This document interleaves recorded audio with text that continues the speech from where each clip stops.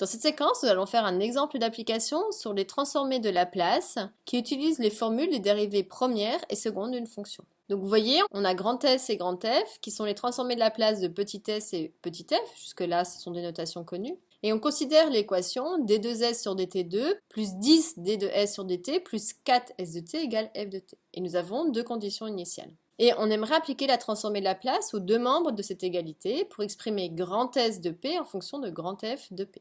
Faites une pause sur la vidéo, essayez de chercher tout seul et venez voir si vous avez juste. Donc déjà, il faut comprendre ces notations. D de S sur dt2, ça veut dire que je dérive 2 fois S par rapport 2 fois la variable t. Donc ceci, ça va correspondre en maths à S seconde de t.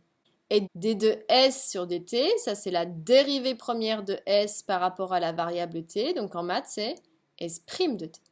Donc si on veut faire la transformée de Laplace de cette équation, c'est-à-dire transformer de Laplace de tout ça qui va être égal à la transformée de Laplace de L, eh bien je vais avoir besoin des formules de la dérivée première et de la dérivée seconde. Donc je vais vous les redonner.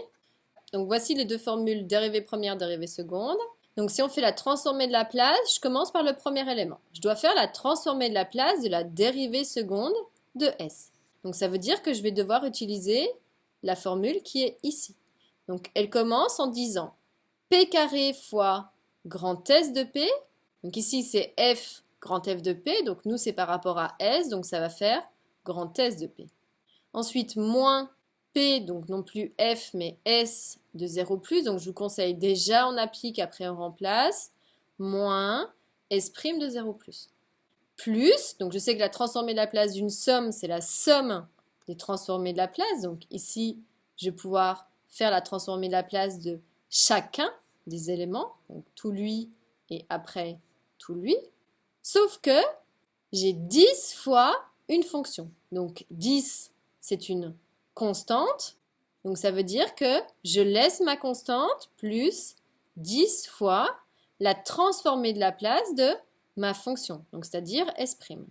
Donc dans nos formules, c'est F', donc la formule qui est ici, ça va faire P grand S de P, non plus grand F, puisque c'est S la fonction, moins S de 0 plus.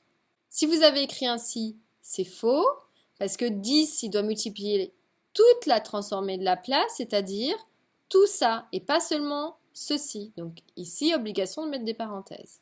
Après, on me dit encore plus, transformée de Laplace de 4S de t, même chose que tout à l'heure, 4 c'est une constante, donc je laisse ma constante et je multiplie par la transformée de Laplace de petit s de t, par définition, c'est grand S de P.